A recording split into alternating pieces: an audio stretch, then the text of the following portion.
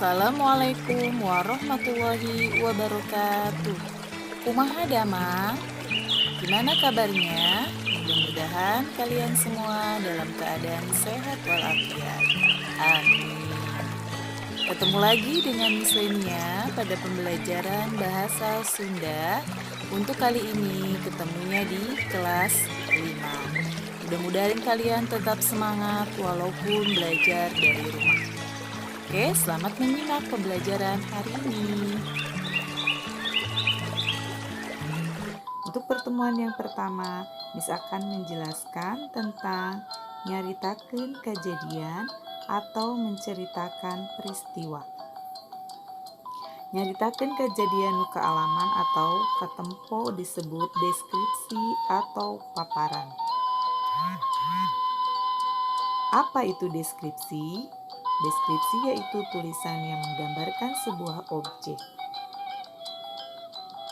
Nah, di sini contohnya ada sebuah gambar yang sedang melaksanakan upacara bendera. Dari gambar ini dapat kita buat deskripsinya. Seperti contohnya di sini, Harun Karim jeung Doni migawe pancen salaku patugas upacara dina upacara 17 Agustus di sakola. Pancen manehna ngerek bandera, Harun jeung Karim bagian ngerek tambang, sedengkeun Doni bagian mawa bandera jeung nyiapkeun bandera.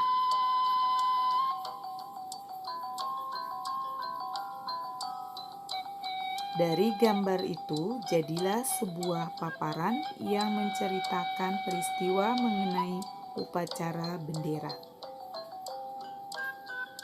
Untuk memudahkan anak-anak, baiklah sekarang tulis arti kata dari kalimat di atas, yaitu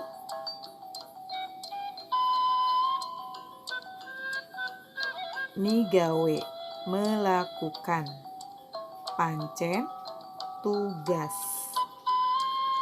salaku, selaku, sakola, sekolah, manehna, mereka, ngerek, menarik, bandera, bendera, sedengkeun, sedangkan, mawa, membawa, jeung dan atau dengan, nyiapkeun, menyiapkan, dina, pada, keur, sedang, budak, anak, barudak, anak-anak, ngahormat, hormat.